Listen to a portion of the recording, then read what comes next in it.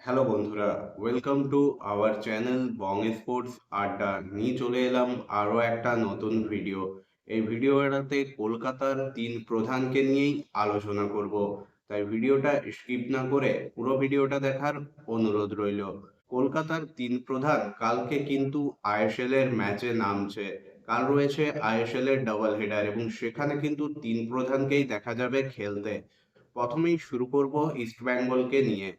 ইস্টবেঙ্গল টানা 3 ম্যাচ হারের পর কোচও পদত্যাগ করেছেন। কার্লোস কোয়াদ্রাতের ছেড়ে যাওয়ার জায়গায় এখনো কিন্তু নতুন কোচ ঠিক করে উঠতে পারেনি ইস্টবেঙ্গল ম্যানেজমেন্ট। খুব শীঘ্রই হয়তো নতুন কোচের নাম ঘোষণা হয়ে যাবে।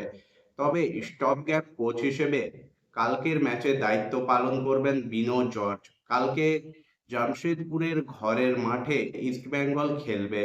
যে জামশেদপুর কিন্তু লাস্ট ম্যাচে উড়িষ্যা এফসির কাছে পরাজিত হলেও তারা কিন্তু আইএসএল এর 3টে ম্যাচ থেকে 6 পয়েন্ট তুলে নিয়েছে, যেখানে এখনো কিন্তু আইএসএল এ খাতা খুলতে পারেনি ইস্ট বেঙ্গল। কালকের ম্যাচটাই ইস্ট বেঙ্গল কিন্তু মরিয়া হয়ে চাইবে কোনোভাবে পয়েন্টের খাতা খুলতে। তবে খেলাটা আবার জামশেদপুরের ঘরের মাঠে, যেখানে হোম অ্যাডভান্টেজ পাবে খালিদ জামিলের ছেলেরা। দুর্দান্ত ফুটবল কিন্তু উপহার দিচ্ছে এবার জামশেদপুর এফসি। তাদেরকে কিভাবে তাদের ঘরের মাঠে গিয়ে ইস্টবেঙ্গল তাদের কাছ থেকে পয়েন্ট কেড়ে নিতে পারে বা তাদের হারাতে পারে, সেটাই এখন দেখার। ছন্নছাড়া অবস্থা দলটার। বিগ বাজেটের তারকা সমৃদ্ধ দল গড়েও এখনো কিন্তু ইস্টবেঙ্গল জ্বলে উঠতে পারেনি। এখন দেখার বিনো জর্জের হাত ধরে ইস্টবেঙ্গল ঘুরে দাঁড়াতে পারে কিনা। এরপর চলে যাব পরবর্তী আপডেটে। কালকে ডাবল হেডারের দ্বিতীয় ম্যাচটা রয়েছে, যা কিন্তু এবারের আইএসএল এর প্রথম ডার্বি। অনেকেই এটাকে মিনি ডার্বি বলে, তবে আমার মনে হয় কলকাতার তিন প্রধান যখনই একে অপরের মুখোমুখি হয় সেটা মিনি ডার্বি নয়, সেটা একটা ডার্বি। এবং সেই ডার্বিতেই কালকে মুখোমুখি হচ্ছে মোহনবাগান সুপার জায়ান্ট এবং মোহামেডান স্পোর্টিং ক্লাব। এটা মোহনবাগান সুপার জায়ান্টের হোম ম্যাচ। তবে এই ম্যাচে দু দলের যদি আমরা অবস্থার দিকে তাকাই, তাহলে দেখতে পাবো এক দল যেখানে লাস্ট ম্যাচে বেঙ্গালুরু এফসির ঘরের মাঠে 3-0 গোলে পরাজিত হয়ে মনমরা, যাদের কোচের ওপরও কিন্তু পদত্যাগ বা ছাঁটাইয়ের খাড়া যে কোনো মুহূর্তে নেমে আসতে পারে, সেখানে অন্য শিবিরে কিন্তু ফুরফুরে মেজাজে রয়েছে মোহামেডান স্পোর্টিং ক্লাব। আইএসএল এ প্রথমবারেই কিন্তু যথেষ্ট ইমপ্রেস করেছে মোহামেডান স্পোর্টিং ক্লাব। হ্যাঁ, এটা খুব জলদি বলা হয়ে যাবে যে মোহামেডান স্পোর্টিং ক্লাব অসাধারণ ফুটবল খেলছে, কারণ এখন সবেমাত্র 3টা ম্যাচ হয়েছে। তবে বলা হয় না যে শুরুটা দেখে বোঝা যায় শেষটা কেমন হবে। তবে সেই শুরুর কথা যদি বলা হয়, তাহলে মোহামেডান স্পোর্টিং ক্লাব কিন্তু দুই প্রধানকে ছাপিয়ে গেছে। বিগ বাজেটের দল তৈরি করেনি, বড় নামের পেছনেও ছোটেনি মোহামেডান স্পোর্টিং ক্লাব। তবে দুর্দান্ত ভাবে টিম গঠন মোহামেডান স্পোর্টিং ক্লাবকে বাকি দুই প্রধানের থেকে যে এগিয়ে রেখেছে সে বিষয়ে কোনো সন্দেহ নেই। মোহামেডান স্পোর্টিং ক্লাব এবার প্রথম আইএসএল খেলছে এবং সেখানে তারা কিন্তু 3 ম্যাচ থেকে 4 পয়েন্ট সংগ্রহ করেছে। এমনকি লাস্ট ম্যাচে তারা কিন্তু চেন্নাইন এফসির ঘরের মাঠে চেন্নাইন এফসির মতো শক্তিশালী দলের বিরুদ্ধেও জয় তুলে নিয়েছে, যেখানে মোহনবাগান সুপার জায়ান্ট লাস্ট ম্যাচে কিন্তু নাকানি চোবানি খেয়েছে বেঙ্গালুরু এফসির কাছে। মোহনবাগান সুপার জায়ান্টের ডিফেন্সের অবস্থা যত কম কথা বলা হয় ততই ভালো। প্রতি ম্যাচেই সেই ডুরান্ড কাপ থেকে শুরু করে প্রতিটা ম্যাচেই কিন্তু ডিফেন্স বারবার মোহনবাগান সুপার জায়ান্টকে গাড্ডায় ফেলছে।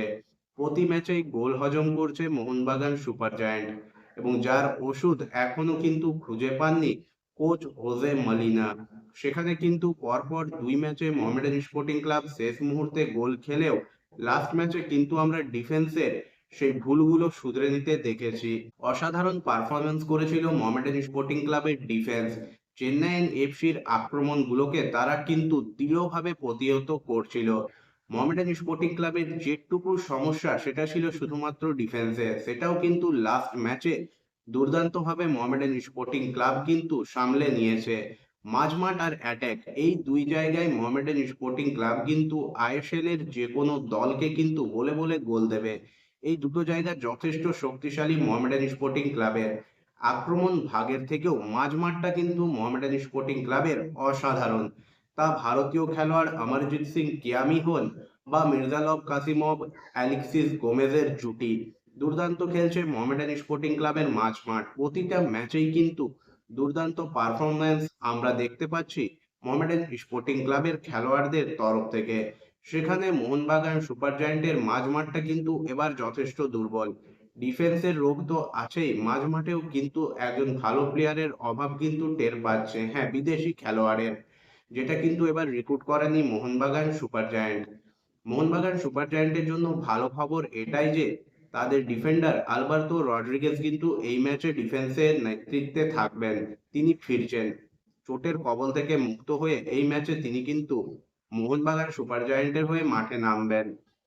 মোহামেডান স্পোর্টিং ক্লাবের সব থেকে বড় প্লাস পয়েন্ট, টিমটা কিন্তু টিম গেম খেলছে এবং দারুণ একটা বোঝাপড়া গড়ে উঠেছে টিমটার মধ্যে। যত ম্যাচ যাবে এই টিমটা কিন্তু আরো বেটার পারফরমেন্স তুলে ধরবে। মোহনবাগান সুপার জায়ান্ট এবং মোহামেডান স্পোর্টিং ক্লাব, এই দুটো দলের সিনিয়র দল যখন লাস্টবার মুখোমুখি হয়েছিল তখন কিন্তু মোহনবাগান সুপার জায়ান্ট 2 গোলে পরাজিত করেছিল মোহামেডান স্পোর্টিং ক্লাবকে ডুরান্ড কাপের ম্যাচে 2019 সালে। তারপর থেকে কিন্তু দুই দলের সিনিয়র পর্যায়ে কিন্তু মুখোমুখি হওয়া হয়নি। এবারই প্রথম এই দুই দল একে অপরের মুখোমুখি হবে এবং দুটো দলেই চাইবে এই ম্যাচ থেকে জয় তুলে নিতে, কারণ দুটো দলেই কিন্তু দর্শক সমর্থন সমানভাবেই পাবে, কারণ নিজেদের ঘরের মাঠেই খেলা, যতই এটা মোহনবাগানের হোম ম্যাচ হোক। মোহামেডান স্পোর্টিং ক্লাব যে ধরনের আত্মবিশ্বাস পেয়েছে তাতে কিন্তু তারা এই ম্যাচে মোহনবাগানের ছন্নছাড়া অবস্থার সুযোগ নিতে চাইবে এবং চাইবে মোহনবাগানের আক্রমণের বিপরীতে প্রতি আক্রমণের সুযোগ পেলে সেখান থেকে মোহনবাগান সুপার জায়ান্টকে চেপে ধরার। কারণ মোহনবাগান সুপার জায়ান্ট আক্রমণে যতটা সাবলীল এবার, ঠিক ততটা কিন্তু ডিফেন্সের ক্ষেত্রে নয়। প্রতি আক্রমণ প্রতিহত করার ক্ষেত্রে বারবার মোহনবাগান সুপার জায়ান্ট ডিফেন্সের এবং মাঝমাঠের আমরা কিন্তু অবস্থা দেখতে পেয়েছি যেখানে তারা কিন্তু বারবার নাজেহাল হয়েছে এবং টিম কিন্তু সাফার করেছে। এটারই কিন্তু সুযোগ নিতে চাইবে মোহামেডান স্পোর্টিং ক্লাব। এই সুযোগের যদি সম্পূর্ণ সদ্ব্যবহার মোহামেডান স্পোর্টিং ক্লাব করতে পারে তাহলে কিন্তু মোহনবাগানের মতো শক্তিশালী একটা দল, যারা কিনা লাস্ট ইয়ারের আইএসএল লিগ শিল্ড উইনার, তাদের বিরুদ্ধে কিন্তু জয় পাওয়া বিশেষ অসম্ভব হবে না। তবে মোহামেডান স্পোর্টিং ক্লাবকে কিন্তু সজাগ থাকতে হবে। মোহনবাগান সুপার জায়ান্টে বেশ কিছু খেলোয়াড় রয়েছেন যারা কিন্তু যে কোনো মুহূর্তে একার দমে ম্যাচের রং কিন্তু বদলে দিতে পারেন, বিশেষ করে দিমিত্রি পেত্রাতস। এই খেলোয়াড়টি কিন্তু একাই যে কোনো ম্যাচের রং বদলে দেওয়ার ক্ষমতা রাখেন। তাকে কিন্তু চোখে চোখে রাখতে হবে মোহামেডান স্পোর্টিং ক্লাবকে। মোহনবাগানের আক্রমণ ভাগ্যে যদি শান্ত রাখতে পারে মোহামেডান স্পোর্টিং ক্লাব, তবে এই ম্যাচ থেকে পয়েন্ট পাওয়া অসম্ভব হবে না। এখন দেখার ছন্নছাড়া মোহনবাগান সুপার জায়ান্ট নাকি আত্মবিশ্বাসে ভরপুর মোহামেডান স্পোর্টিং ক্লাব, কালকের ম্যাচে কে শেষ হাসিটা হাসতে পারে। কারেন্টের ডিস্টার্বের জন্য ভিডিওর এই পার্টটাই হয়তো একটু লাইটের প্রবলেম থাকবে। মোহামেডান স্পোর্টিং ক্লাব এবং মোহনবাগান সুপার জায়ান্ট এই দুটো দলেই কিন্তু লাস্ট ম্যাচে ফরমেশন চেঞ্জ করে মাঠে নেমেছিল। তবে মোহনবাগান সুপার জায়ান্ট যে ধরনের আক্রমণাত্মক ফুটবল খেলছে তার বিপরীতে মোহামেডান স্পোর্টিং ক্লাব কিন্তু প্রতি আক্রমণ নির্ভর ফুটবল খেলবে এবং সেখান থেকে তারা চাইবে মোহনবাগান সুপার জায়ান্টের ডিফেন্সের ফাঁক ফোকরকে কাজে লাগিয়ে গোল তুলে নিতে। মোহনবাগান সুপার জায়ান্ট এবং মোহামেডান স্পোর্টিং ক্লাব এই দুটো দলের মধ্যে যদি আমাকে এগিয়ে রাখার কথা বলো তাহলে আমি কিন্তু এগিয়ে রাখবো সামান্য হলেও মোহামেডান স্পোর্টিং ক্লাবকে।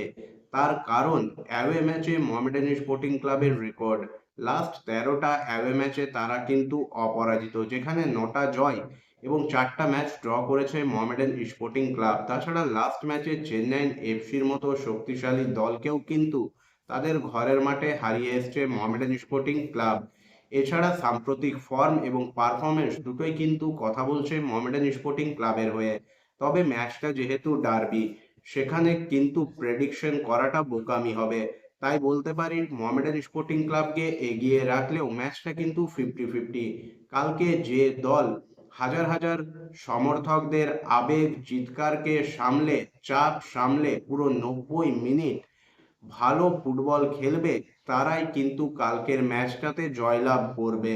অন্যদিকে যদি ইস্ট বেঙ্গলের কথা বলো তাহলে তাদের ম্যাচটায় আমি কিন্তু ইস্ট বেঙ্গলকে একটু হলেও এগিয়ে রাখবো জামশেদপুর এফসির তুলনায়।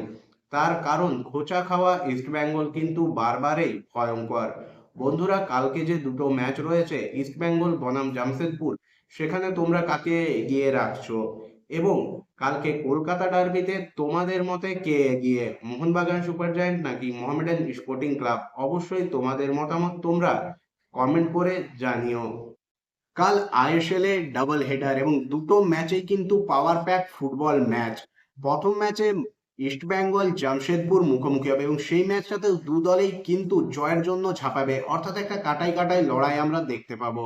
অন্যদিকে কলকাতা ডার্বিতে মুখোমুখি মোহামেডান এবং মোহনবাগান। এই ম্যাচটা নিয়ে তো আর বলারই কিছু নেই। দু দলের সমর্থকদের আবেগ, খেলোয়াড়দের ম্যাচ জেতার আকুতি, তাই এই ম্যাচটাও যে একটা পাওয়ার প্যাক ম্যাচ হবে সে বিষয়ে কোনো সন্দেহ নেই। দুটো দলেই কিন্তু একে অপরকে কঠিন চ্যালেঞ্জ ছুড়ে দেবে এবং দু দলের জন্যই কিন্তু ম্যাচটা সহজ হবে না। এরপর চলে আসবো মোহামেডান স্পোর্টিং ক্লাবকে নিয়ে ছোট্ট একটা আপডেটে। আগের ভিডিওতে তোমাদের জানিয়েছিলাম মোহামেডান স্পোর্টিং ক্লাবের ষষ্ঠ বিদেশি ফরাসি তারকা ডিফেন্ডার ফ্লোরেন্ট অগিয়ার তিনি কিন্তু 4 তারিখে কলকাতায় আসছেন এবং তিনি কিন্তু চলে এসছেন, অর্থাৎ মোহামেডান স্পোর্টিং ক্লাবের এই তারকা বিদেশি শহরে চলে এসছেন।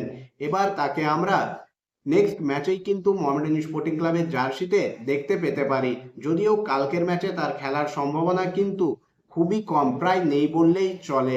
আজকের এই ভিডিওটা বন্ধুরা এই পর্যন্তই। ভিডিওটা ভালো লাগলে অবশ্যই লাইক, কমেন্ট এবং শেয়ার করে দিও।